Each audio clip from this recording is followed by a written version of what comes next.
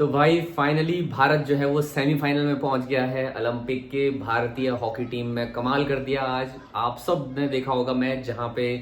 जो सांसें थी सबकी थमी हुई थी। अंत तक भारत जो है वो लड़ता रहा और आज का मैच बड़ा इंटरेस्टिंग था बहुत मायनों से। और बहुत सारे सवाल as a player, as a audience आपके मन में भी होंगे कि जो वो रेड कार्ड दिया गया था अमित रोहिदास को, जिसमें पूरे रिमेनिंग लगभग 40 मिनट, लगभग 36 मिनट जो है वो हमने पूरा भारत ने एक फ्यूअर प्लेयर यानी कि 10 खिलाड़ियों के साथ खेला था। उसका रीजन क्या था, और कई लोग जो हैं वो अलग अलग तरह के इंटरप्रिटेशन इस रूल की और या उस ऑफेंस की एक तरह से देखी जा रही है, तो उसको भी मैं क्लियर करने की कोशिश करूंगा। लेकिन सबसे पहले अगर मैं आपको बताऊं, जहां पे भारत ने ये मैच आज जो है वो अपना शूटआउट में ये मैच जीता। श्रीजेश ने जिस तरह से सेव की और जिस तरह से भारतीय स्ट्राइकर्स ने 4 के 4 गोल जो है वो हरमनप्रीत ने किया, सुखजीत ने किया, और एक गोल जो है वो राजकुमार पाल ने जो फिनिशिंग दी थी, और साथ ही साथ ललित उपाध्याय ने तीसरा जो स्कोर किया था, उसकी मदद से भारत ने यहाँ पे जो ये जो 4-2 से शूट आउट जो है वो अपने नाम किया। और इस पूरे शूट आउट में पहुंचने की चुनौती भारत के लिए थी, जहां पे एक फेयर प्लेयर के साथ आपको 11 खिलाड़ियों के साथ, मतलब 11 वर्सेस 10 ये मैच पूरा चल रहा था, जहां पे ग्रेट ब्रिटेन 1 मैन अप के साथ खेल रही थी पूरा मैच। और वहां उन्होंने जिस तरह से अटैक भारत की तरफ बनाए रखा, किसी भी तरह की चूक जो है वो ग्रेट ब्रिटेन ने वहां पे अटैकिंग मोड में नहीं की, लेकिन भारत ने जिस तरह से डिफेंस किया, और भारत के पास कोई चारा नहीं था। जिस तरह से अगर मैं कोई और, हम किसी चीज को यहाँ पे बात या क्रिटिसाइज नहीं कर सकते कि क्योंकि ऑलरेडी आप जो है वो 1 मैन डाउन हो, और उस स्थिति में आपके पास एक तरह से डिफेंसिव होने के अलावा, और साथ ही साथ दूसरा जो है वो डिफेंस जितना पुख्ता हो सके, अपने गोल को जो है वो कंसीड ना करना, यही जो एक सबसे एक बड़ा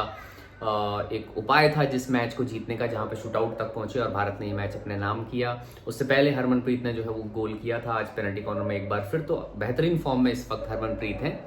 मैं बात कर लेता हूं सबसे पहले इस कंट्रोवर्शियल इश्यू की, जहां पे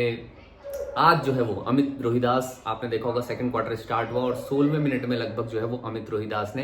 एक ऑफेंस किया, और एक तरह से लेवल 1 ऑफेंस इसे कहा जाता है, जो कि रेकलेस प्ले में आता है। यानी कि आप जो है वो सही तरीके से स्टिक का यूज नहीं कर रहे हैं, और स्टिक जो एक इक्विपमेंट है जो हॉकी के खेल में जो बेसिकली यूज की जाती है, उसको आपको किस तरह से यूटिलाइज करना है, यानी कि डेंजरस वे में आपको उसको यूज नहीं करना चाहिए, जिससे कि आपके ओपोनेंट या किसी भी खिलाड़ी को, अपने ही खिलाड़ी के लिए बेसिकली वो डेंजरस ना हो। तो सबसे पहला जो एक बेसिक प्रिंसिपल किसी भी फेडरेशन को, और खासकर FIH जो इंटरनेशनल हॉकी फेडरेशन है, वो यही कहती है कि सेफ्टी फर्स्ट, यानी कि आपको सबसे पहले गेम को सेफ बना के चलना है। अंपायरों का यही कंडक्ट होता है वहां पे, यानी कि उनका रिस्पॉन्सिबिलिटी यही है कि सारे रूल्स और रेगुलेशंस को फॉलो कराते हुए सेफेस्ट तरीके से वो मैच को कंडक्ट कराएं, और वही जो है वो अंपायर्स का एक तरह से रिस्पॉन्सिबिलिटी होती है। मैंने मेरी भी, जब आप उसकी वीडियोस को देखोगे तो कई लोगों ने अलग अलग तरह से ट्वीट किया है, कई जो पुराने फॉर्मर खिलाड़ी हैं इंटरनेशनल लेवल के, उन्होंने भी ये बात कही है कि जो ये ऑफेंस था अमित रोहिदास का, वो डेलिबरेटली नहीं था, इंटेंसली नहीं था, वो जो है वो अनइंटेंशनल फाउल था। तो उसको जो है वो इस तरह की कैटेगरी में, इस सिविरिटी ऑफ जो ऑफेंस है उसको थोड़ा सा कम रखना चाहिए था, और वहां पे एटलीस्ट आप अगर बहुत ज्यादा हार्श होते तो वहां पे आपको येलो कार्ड जो है वो 5 की जगह 10 मिनट का आप दे सकते थे। लेकिन जब आप एज ए ऑफिशियल या एज ए अंपायर, जब आप निर्णायक की भूमिका में होते हो, तो वहां पे आप ये सारी चीजें नहीं सोचते, क्योंकि हम ऑडियंस के तौर पे सोच रहे हैं। तो वो एक हमारा पॉजिटिव पक्ष हमेशा भारत की तरफ रहेगा कि भाई भारत को कम से कम जो है वो पर्सनल पेनल्टी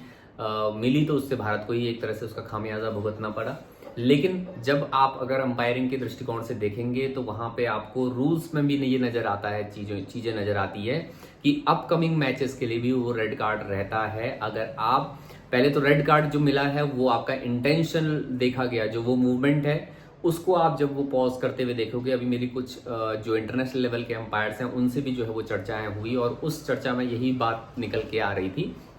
कि रेड कार्ड बनता था जहां पे अमित रोहिदास जब बॉल लेके चल रहे थे, तो वहां पे वो फॉलो थ्रू में जो वो एक तरह से उनका जो स्टिक है वो लिफ्ट हुआ, और अपोनेंट की जो है वो इस पे बेसिकली वो स्टिक टकराई, तो वहां पे जो ये हिट हुआ था ये अनइंटेंशनल नहीं मिला। क्योंकि रेफरल जब होता है ना, तो रेफरल ये बेसिकली ये ऑफेंसेस के लिए भी रेफरल जो है वो लिया जाता है कई बार। तो रेफरल में ये देखा गया, अंपायर का खुद का रेफरल था कि पेनल्टी जो है वो किस तरह की देनी चाहिए जब इस तरह की चीज dangerous play on the field होता है। तो उस रेफरल में ये देखा गया, ये पाया गया कि जो अपलिफ्ट जो बेसिकली स्टिक का हुआ था अमित रोहिदास का, कैनल जो खिलाड़ी थे ग्रेट ब्रिटेन के उनके ऊपर, वो जो है वो इंटेंशनल पाया गया, यानी कि जानबूझ के किया गया ऑफेंस पाया गया, और वो बहुत डेंजरस कैटेगरी में आया, यानी कि लेवल 1 ऑफेंस उसको माना गया। इसीलिए अमित रोहिदास को जो है वो रेड कार्ड दिया गया है। और सबसे जो दुख की बात ये है कि ये रेड कार्ड आगे भी जारी रह सकता है। अब इसके ऊपर एक चीज, इंटरेस्टिंग चीज ये होती है कि जब आपके किसी खिलाड़ी को रेड कार्ड मिलता है तो जो है विद इन आफ्टर गेम, जैसे ही 60 मिनट खत्म होते हैं या जो ये शूट आउट खत्म हुआ होगा, उसके बाद एक अपील जो है वो करनी होती है जो टीम मैनेजर है उनको। और ये अपील जो है वो जो अंपायर मैनेजर वहां पे होते हैं और साथ ही साथ टूर्नामेंट डायरेक्टर जो होते हैं या एफआईएच के जो रिप्रेजेंटेटिव होते हैं, उन सब के सामने एक हियरिंग होती है। और वो हियरिंग में दोनों पक्ष होते हैं, जो अमित रोहिदास हैं वो खुद वहां पे रहेंगे, और सारे पक्ष को सुनने के बाद वो हियरिंग के बाद ये देखा जाता है कि ये जो ऑफेंस रहा वो क्या आगे भी बरकरार उसको पेनल्टी को रखना चाहिए, जो पर्सनल पेनल्टी दी गई है उसको, या उस पर्सनल पेनल्टी को यही खत्म, एक मैच तक जो है वो खत्म कर देना चाहिए। और आगे आने वाले समय में, आपके आगे आने वाले मैचेस में आपको अमित रोहिदास का रेड कार्ड जो है वो उनको हटा दिया जाएगा। तो ये एक जो है वो हियरिंग के बाद ही आपको पता चलेगा। दूसरी इंटरेस्टिंग चीज यहाँ पे एक और ये बनती है कि क्या अमित रोहिदास को अगर रेड कार्ड बरकरार रखा जाता है टूर्नामेंट के अंत तक, तो कई लोगों के मन में ये सवाल है कि क्या इंडिया फिर भी एक फ्यूअर प्लेयर के साथ खेलेगी? फिर ऐसा नहीं होगा।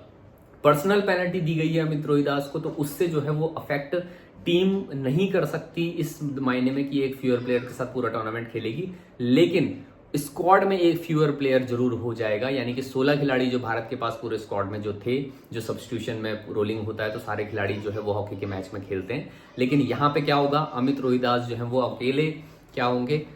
बाहर हो जाएंगे। यानी कि 16 में से 15 खिलाड़ी आपके पास होंगे, आपके पास किसी भी तरह का सब्स्टिट्यूशन के जो चांसेस, जो ऑप्शंस होंगे वो सिर्फ यहाँ पे बच जाएंगे आपके पास 4। तो ये 4 सब्स्टिट्यूशन के साथ ही आपको अब खेलना पड़ जाएगा, यानी कि पूरा टूर्नामेंट, यानी कि बचे हुए 2 मैचेस भारत को अब खेलने होंगे एक फ्यूअर प्लेयर के साथ, अगर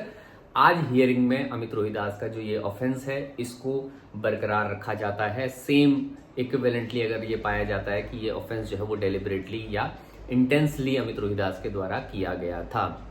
आपने दोस्तों अगर प्री मैच शो मेरा देखा होगा तो उसमें मैंने यही बात बार बार मैं एम्फसाइज करना चाह रहा था कि भारत को डिसिप्लिन जो है वो मेंटेन करना होगा। कार्ड जितने कम से कम जो टीम लेती है वो बहुत ज्यादा उसको एडवांटेज होता है, और उसका रिफ्लेक्शन आपको रिजल्ट्स में नजर आता है, स्कोर में नजर आता है। भारत ने आज फिर से यही किया। येलो तो छोड़ो, आज तो भारत ने हद कर दी, जहां पर रेड कार्ड जो है वो एक तरह से ले लिया। इसको आप कुछ ना कुछ हम कितना भी इसको जस्टिफाई करने की कोशिश करें, लेकिन सेफ्टी प्लेयर की बहुत इंपॉर्टेंट हो जाती है। हॉकी जैसे डेंजरस गेम जिसको हर कोई डेंजर गेम एक तरह से मानता है, लेकिन वहां उसको सेफेस्ट रखने की या वो एक रिस्पॉन्सिबिलिटी अंपायर्स की होती है। तो उनके नजरिए से या रूल्स के को देखते हुए अगर आप देखेंगे ना, तो वहां पे ऑफिशियल्स के लिए रेफरल में ही, वो वीडियो में ही देखा गया, ऐसा नहीं कि वो नेकेड आइज से वहां पे बेसिकली देखा जा रहा था, उसको वीडियो में ही बार बार चेक किया गया था। और वो जब उन्होंने स्टिक को ऊपर उठाया था तो एक बार स्टिक जो है वो बीच में रुकी थी, उसके बाद उन्होंने एक बार फिर से जो है वो लिफ्ट किया था। ये कहना कई लोगों के एनालिसिस के बाद है। और अगर आप वीडियो देखेंगे तो वहां पे आपको ये नजर आएगा कि एक बार जब अमित रोहिदास ने अपने स्टिक को ऊपर किया था तो वो फॉलो थ्रू में नहीं गया, बल्कि वहां पे थोड़ा सा बीच में एक पॉज नजर आ रहा था, जिसके बाद उन्होंने वो अपलिफ्ट जब हुआ वो तब जाके उनके फेस पे हिट किया था कैनन के।